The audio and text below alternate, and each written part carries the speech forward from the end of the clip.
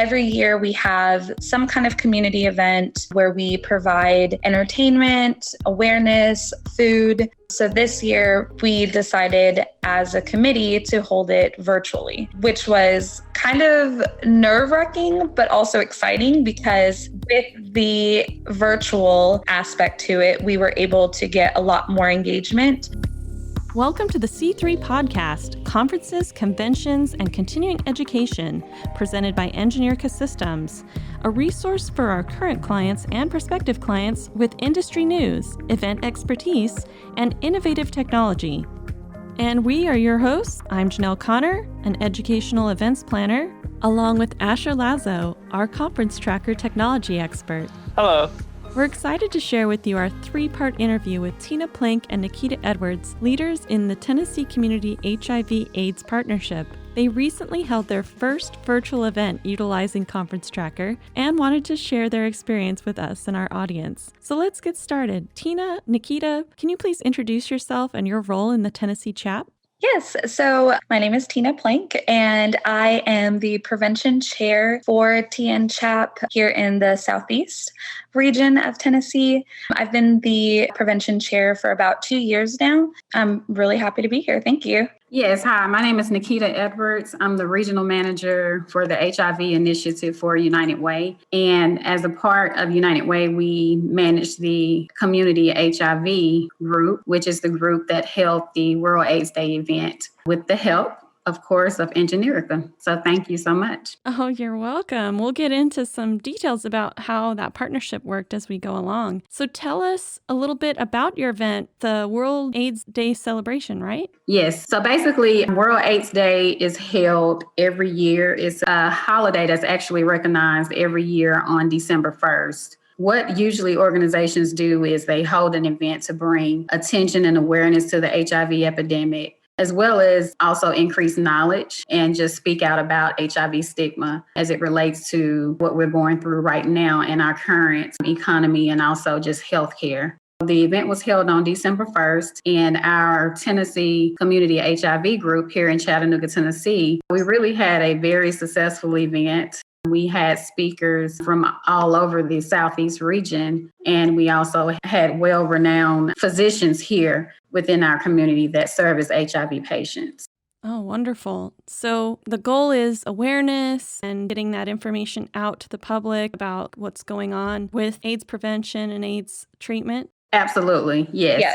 It's getting the information out there, as well as speaking on our community HIV group as a whole and what we do as United Way as well, because United Way has been involved in HIV since 1990, but not a lot of people know that as being a part of United Way services. So what we do is we actually manage the Ryan White program, which offers different services to HIV patients. For an example, housing, food bank vouchers, transportation, case management, and et cetera.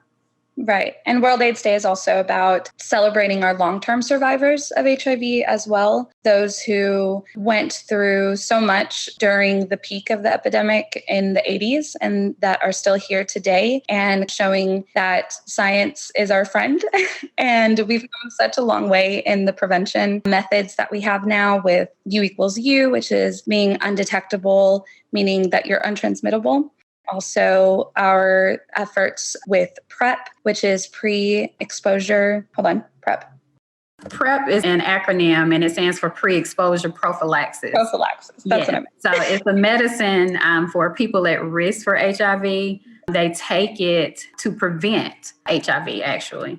Mm-hmm. So it's just a celebration of all of our efforts in the fight against HIV and AIDS and how far we've come. That's great. Yeah, for sure. I really appreciate what you guys are doing. I actually have a family member that died from AIDS and its complications. So this is near and dear to me that you guys are getting the word out and helping people. So that's awesome. Absolutely.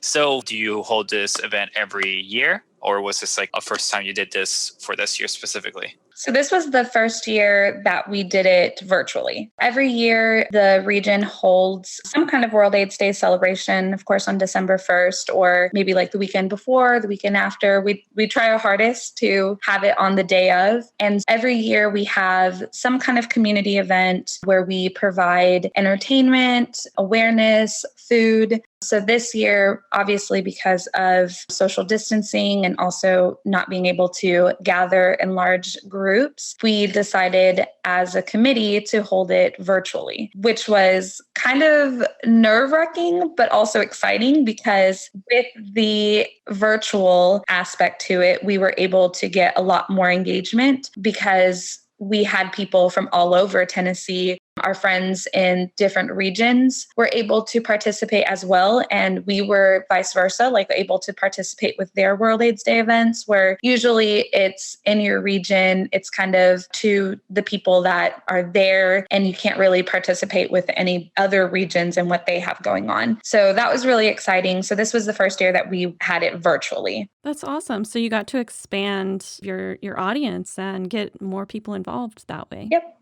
Cool. Awesome. So what were some of the factors that went into deciding whether or not to go virtual or cancel the event or do something totally different? Really, safety is our number one. We working with HIV and AIDS prevention, and safety and awareness is our number one. We are aware of how infectious diseases can impact large populations. So we wanted to make sure that we were abiding by not only our state's guidelines, but also CDC guidelines, but also keeping everyone engaged and making it meaningful for our clients and for our community. That makes complete sense.